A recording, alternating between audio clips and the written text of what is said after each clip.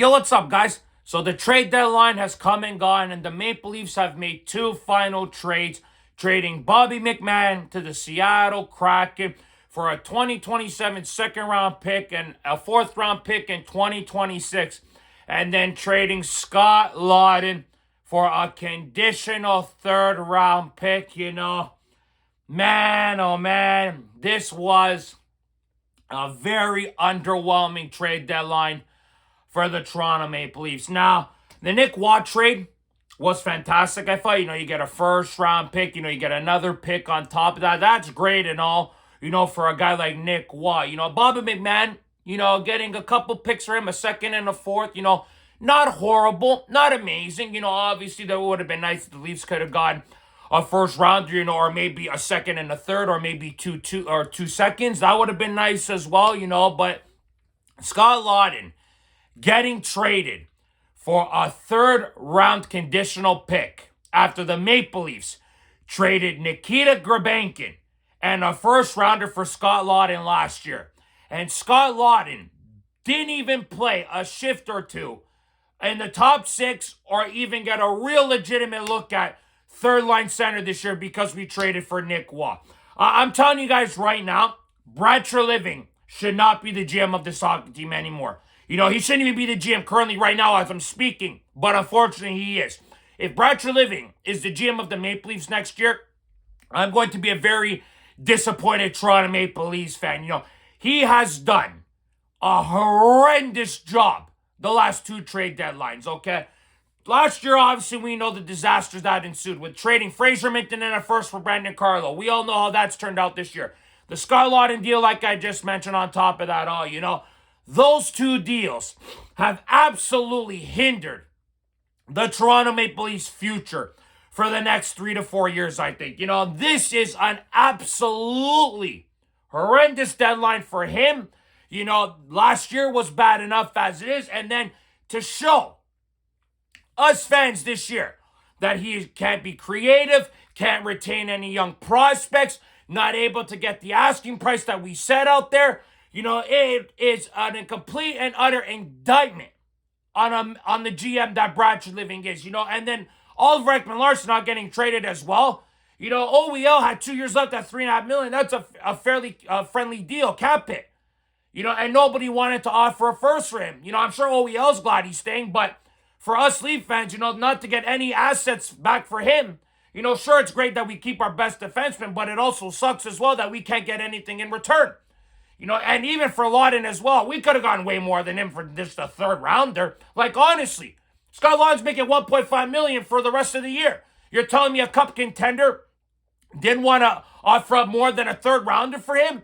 I find it very hard to believe. I just think Brad Treliving is not a very smart GM. He's not a very creative guy, and just doesn't show us Leaf fans the last few years that he can't do anything creative. He has really hurt this franchise moving forward, and then hiring Berube, that deal enough, that signing enough as itself was horrible.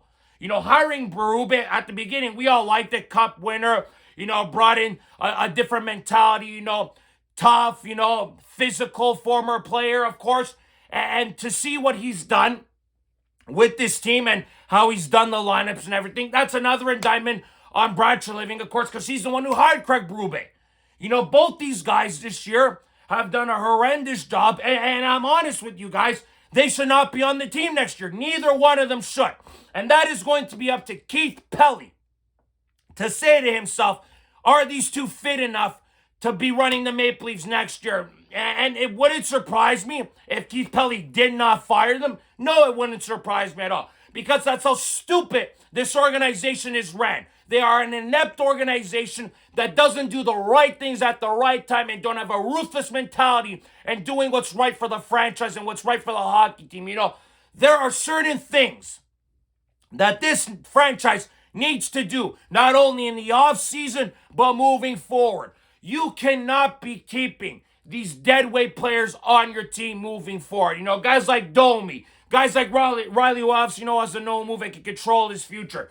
But those are two players, for example, that are reasons why this hockey team is dog shit. Okay? getting a guy like Bobby McMann and trading him for a couple picks is good, sure. But at the end of the day, you need some players on this team that are going to give you some character, some grittiness, some toughness. We haven't seen that under Brad Treliving yet. Sure, he got the guys he did in Scott Laughton. I like Scott Laughton. I think he's a character guy, good locker room guy, heart and soul guy, fights for the team. But we didn't give him a proper role. That's on Berube.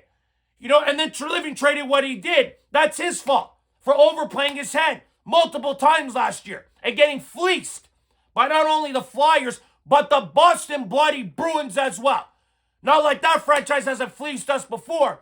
Like for that team to fleece us twice in the last 15 years, the Bruins, it sickens me. It really sickens me.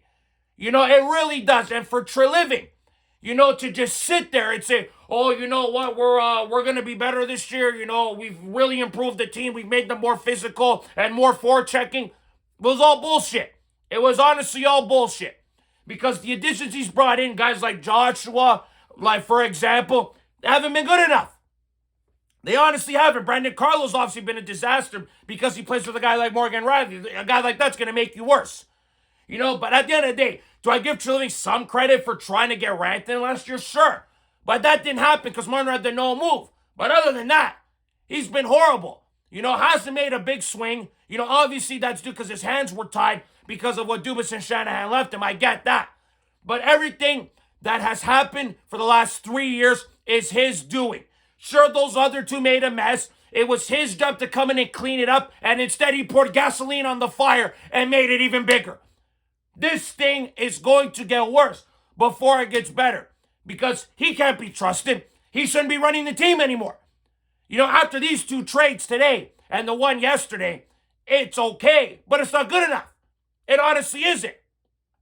The management upstairs needs to have a hard look in the mirror and say to themselves, can they do this job? Because as of right now, to me, they don't look like they can do the job. And I'm looking at you, Keith Pelly. Are you able to do the job?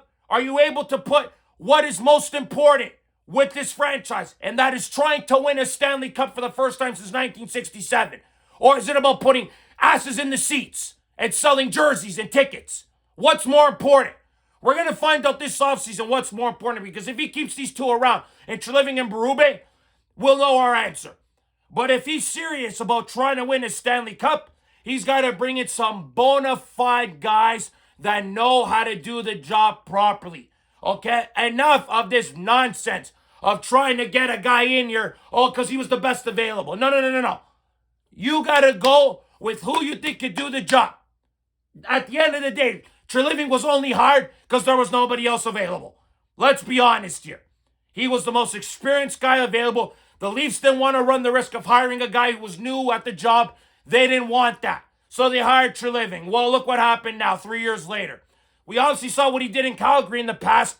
Was a bit of a disaster there. I don't blame him for the Kachuk Gaudreau stuff.